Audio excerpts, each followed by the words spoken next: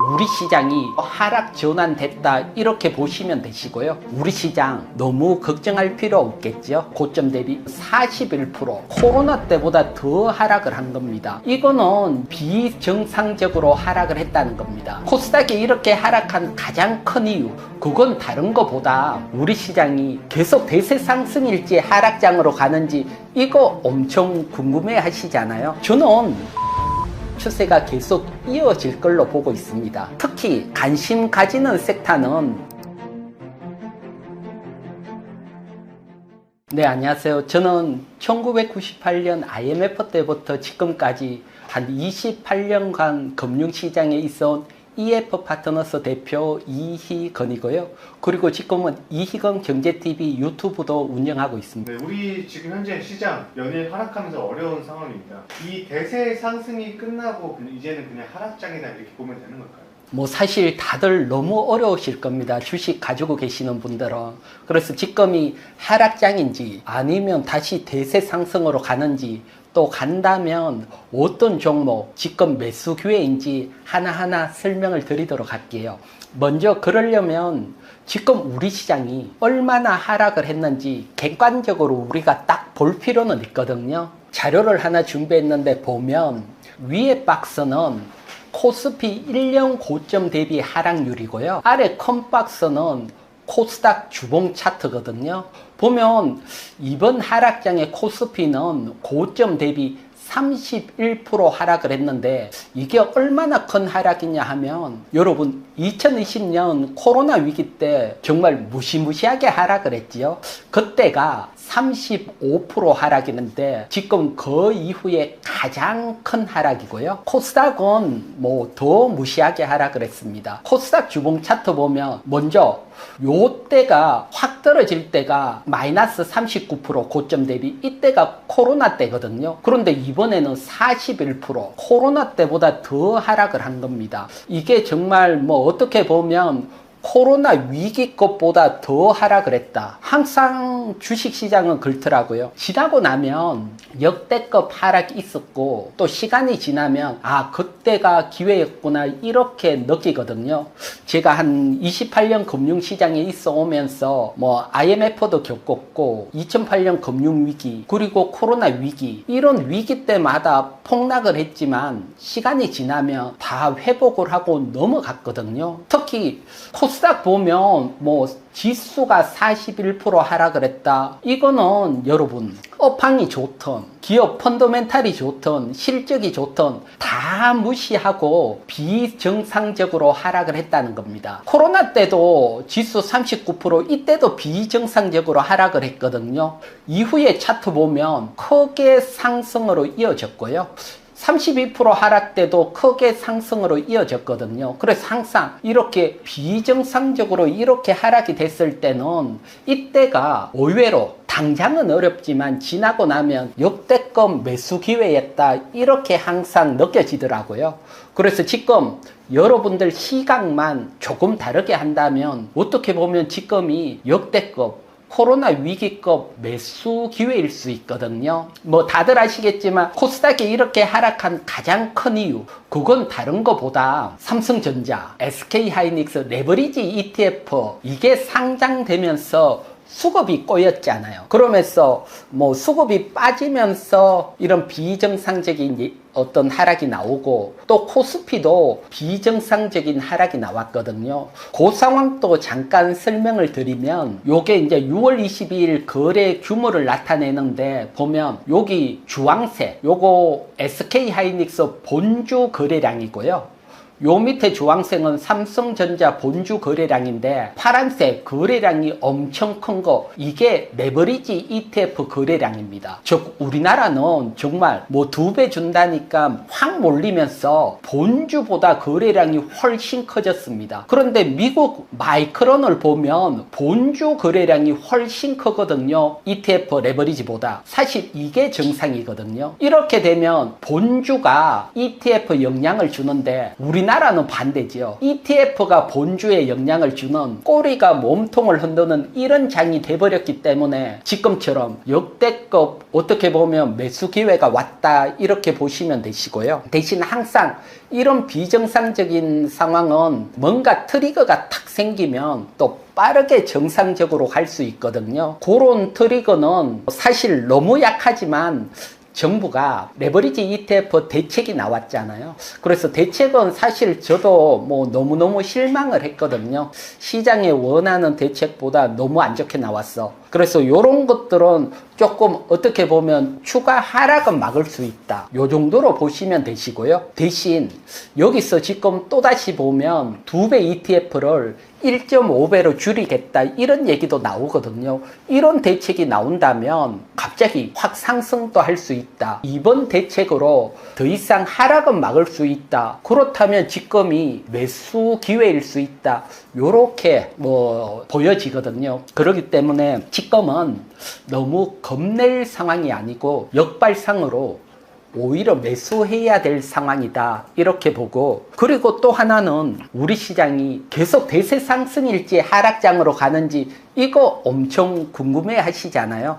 이건 사실 지나보면 아는 거죠. 하지만 지금 당장 궁금해 하시니까 제가 많은 기술적인 측면에서 한번 자세히 설명을 드릴게요. 요게 지금 우리 코스피 일봉 차트입니다. 보면 코스피가 확 강하게 상승을 하다가 한 번에 120일 이동평균선까지 확 밀렸습니다. 한 번에. 여러 번 상승 반복한 게 아니고 한 번에. 그래서 보통 이렇게 한 번에 확 밀리게 되면 앞에 지지받은 위치까지 반등이 나옵니다. 이런 반등은 자연스럽게 나옵니다. 많이 밀리면 반등이 나오는 게 주식시장뿐만 아니고 어떻게 보면 자연의 섭리고요. 그래서 이런 반등이 나오고 다시 밀리면서 앞에 저점을 이탈한다. 그러면 이건 우리 시장이 기술적으로 하락 전환됐다 이렇게 보시면 되시고요. 반대로 반등 후에 더 상승을 하네 그러면서 앞에 고점을 넘어간다. 이러면 추세 상승이 이어지는 겁니다. 이건 사실 지나고 알 수 있는 거죠. 대신 우리가 지금 할 수 있는 건 뭘까요? 그건 다른 게 아니고 이렇게 하락이 돼 있으니까 반등이 나온다. 즉 지금은 매수해서 기본적으로 반등, 이 반등까지건 어떻게 보면 수익을 누릴 수가 있고요. 또 많이 물려 계신 분들은 여기 매도하는 건 아니죠. 이런 반등을 기다려야 되죠. 그래서 지금은 상승 추세다 하락 추세다 생각하기보다는 기본적으로 반등을 기다려야 되는 위치고요. 이런 반등 후에 이제 상승이다 하락이다 갈라질 건데 저는 상승 추세가 계속 이어질 걸로 보고 있습니다. 상승 추세가 이어진다고 말씀해 주셨는데요. 대세 상승 근거는 무엇인가요? 근데 그건 다른 것보다 우리 시장이 너무너무 사고 우리나라가 어떻게 보면 순이익, 이익이 계속 증가하기 때문이거든요. 주식시장에 보면 펀더멘탈이 사실은 가장 기본이니까요. 한번 보도록 할게요. 요게 코스피 12개월 선행 PER이거든요. 보면 PER이 낮으면 낮을수록 저평가거든요. 지금 보면 6배도 안 됩니다. 이 6배도 안 되는 게 얼마나 저평가냐. 2008년 금융위기 정말 역사상 2차 대전만큼 주가가 폭락했을 때거든요.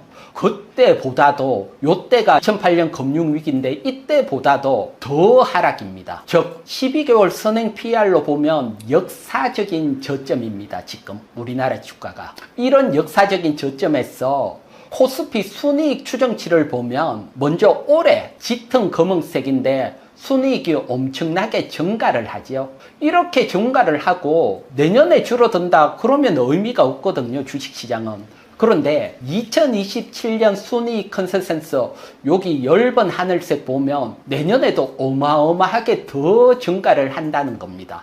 저평가에서 이렇게 순이익까지 증가한다. 이걸 본다면 계속해서 우리 시장이 대세 상승이 이어갈 것으로 보고요. 그 다음에 단기적으로 우리가 시장이 반등이 나올 수 있는 환경이 조성이 되고 있거든요. 그런 단기적인 환경도 한번 보고 갈게요. 그건 다른 것보다 원화 차트입니다. 이거 원화 일봉 차트인데 보면 원화가 이렇게 하락을 하죠. 하락을 한다는 게 원화가 강세로 갔다는 건데 이건 다른 게 아니고 우리나라가 7월달 금통위에서 금리 인상을 했잖아요. 사실 뭐 환율 얘기하면 다들 조금 어려워하시는데 뭐 환율이 크게 어려운 건 아니지만 쉽게 설명을 드리면 금리 인상을 했다는 거는 이자를 더 준다는 거죠. 그럼 돈들은 이자를 더 주는 쪽으로 몰리게 되겠죠. 그러니까 우리나라가 이자 더 준다. 그러니까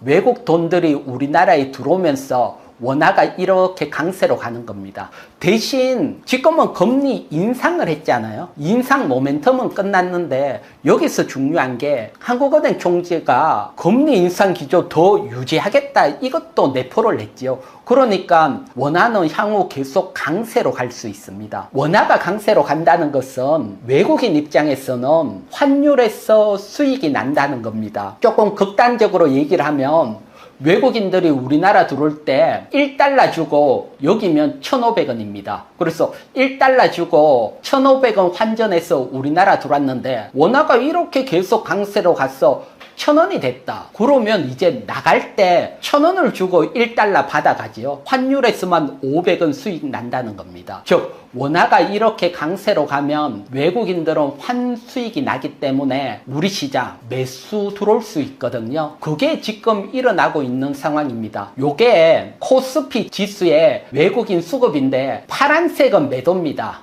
7월 초까지 외국인 줄기차게 매도를 하다가 원화가 이렇게 강세로 되면서 빨간색은 매수거든요. 정말 매수로 바뀌고 있죠. 즉 환율 시장에서 외국인들이 매수할 수 있는 환경이 되고 있다. 주가는 바닥인데 외국인들이 들어온다. 외국인 지금 우리 시장 저가 매수하고 있다. 이렇게 보시면 됩니다. 따라서 금리 인상 기조가 이어지면서 원화 강세로 가고 외국인 매도 잦아들고 오히려 매수 들어오면서 시장이 상승할 수 있는 환경이다. 또 우리 시장 역사적 저점, 이런 저점에서 외국인 들어오니까요 우리 시장 너무 걱정할 필요 없겠죠. 네, 어려운 시장에서도 좋은 말씀 해주셨습니다. 저희가 궁금한 것도 하나가 있는데 반도체 다음을 좀 얘기 많이 하잖아요.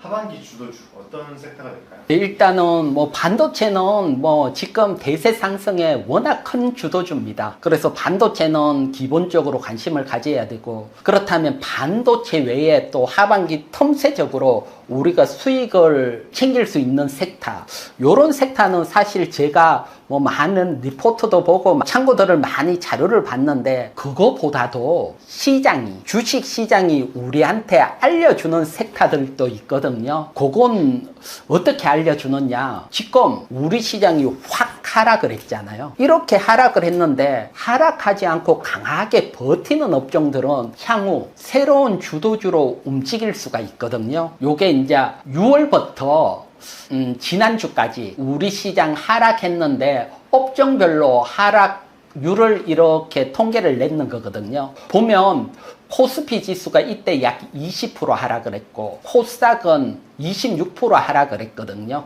그런데 은행주는 오히려 12% 상승을 했습니다. 이건 뭐 다른 것보다 앞에 얘기를 했지만 우리나라가 금리 인상을 했잖아요. 그러면 은행들은 금리 인상에 따른 예대 마진이 늘어나거든요. 즉 이익이 늘어날 수 있다. 이걸 타면서 먼저 선반영하면서 하락장에서도 상승을 했다. 그래서 일단은 선반영 좀 됐다. 이렇게 보여지고요. 그 다음 섹터는 정말 뜬금없이 백화점이 3% 상승을 했는데 뭐 제가 보는 백화점 주는 사실 좋게 보고 있지는 않습니다. 뭐 일단 백화점이 오프라인이라는 영역, 지금은 뭐 온라인이 계속 잠식이 들어오고, 그거보다도 조금 더 안 좋게 보는 영역은 뭐냐, 우리나라 같은 경우는 지금 내수가 죽어 있거든요. 그렇기 때문에 주가 상승하는 종목, 강하게 움직이는 종목들 대부분이 수출 잘하고 해외에서 돈을 벌어들이는 종목들이거든요. 그런 시각에서 본다면 우리나라 백화점 해외 진출 못하고 있거든요. 나가도 실패를 하고. 그래서 해외 진출이 제한이 되니까 백화점은 성장성이 좀 없다 이렇게 보여지고요. 그 다음이 화장품입니다. 화장품이 정말 지수 강한 하락에도 강하게 버텼죠. 그래서 저는 하반기에는 요 화장품주, 좀 화장품주들은 큰 섹터는 아니니까 중소형 섹터 또 관심 있으신 분들은 요 화장품주 눈여겨 한번 보시기 바랍니다. 화장품주 말씀해 주셨는데 화장품주에서도 어떤 종목에 좀 관심을 갖고 계신가요? 그러면 일단 화장품 업황이라든가 이런 걸 보면서 우리가 관심 종목 한번 찾아가 볼게요. 다른 것보다 일단 화장품 수출 현황을 한번 볼게요. 요게 이제 뭐 중요한 미국 시장이 워낙 크니까 미국 시장 수출 보면 이 막대 그래프가 수출량이거든요. 보면 올해 역사상 최대 수출도 기록을 했고 엄청 수출이 잘 되고 있어요, 미국에. 요게 하나가 있고 전체적인 수출.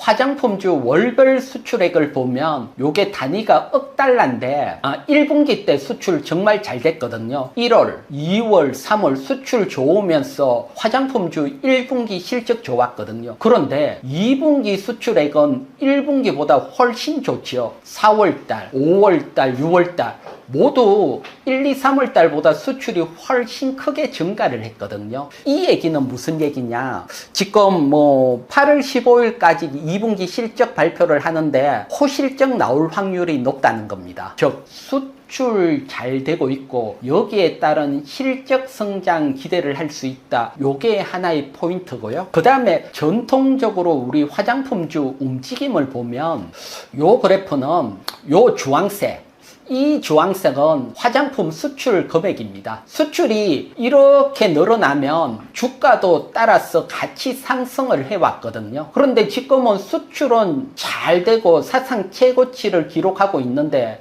주가는 못 움직이고 있으니까 향후 뭐 이 계리율을 매출로 메우려고 화장품이 이렇게 치고 올라갈 수 있다 이렇게 보여지거든요. 그래서 일단 수출 잘 되고 있다. 그 다음에 전통적으로 보더라도 수출 잘 되는 데 비해서 주가는 낮다. 요걸 감안을 한다면 화장품주 관심을 가져야 되고 특히 관심 가지는 섹터는 한 두 가지 관점에서 우리가 생각해 볼 수 있거든요. 첫 번째 수출 잘 되면 전체 화장품 파이가 돈을 많이 버니까요. 쉽게 말해서 ODM 기업은 뭐냐? 화장품 메이커들이 이렇게 만들어 달라고 주면 그걸 만들어서 납품을 하거든요.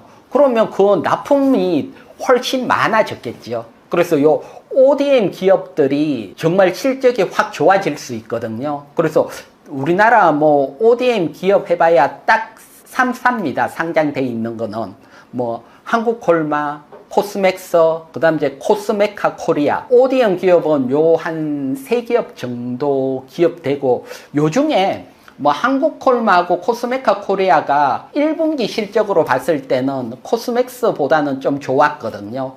요거 하나 참고하시고, 그 다음에 또 두 번째로 우리가 생각해 볼 수 있는 건 수출, 해외 수출 비중이 높은 기업, 이런 기업들이 성장이 이어날 수 있겠죠. 달박 글로벌이라든가 아니면 뭐 마녀공장 뭐 요런 쪽. 그래서 여러분들이 화장품주 중에 ODM이나 또 해외 수출 잘 되는 기업, 요런 기업에 한번 관심 있게 한번 지켜보시기 바랍니다. 네, 지금은 뭐 시장이 너무 어렵잖아요. 코스닥도 뭐 코로나 때보다 확 다 빠져 있고요.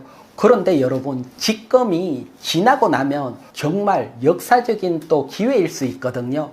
이럴 때 여러분, 좋은 종목 하나 잘 잡으면 큰 수익이 나는데, 차트로 좋은 종목 찾을 수도 있지만 공시를 본다면 정말 크게 가는 종목 찾을 수도 있거든요. 가령 지금처럼 코스닥이 다 빠졌을 때 최대 주주가 장내에서 자기 회사 주식 20만 주, 30만 주 막 매수를 한다. 왜 매수를 할까요? 실적하고 상관없이 주가가 빠져서 사다고 보니까 최대 주주가 장내 매수를 하는 거잖아요. 이런 기업들은 향후 시장 회복될 때 정말 크게 상승할 수 있거든요.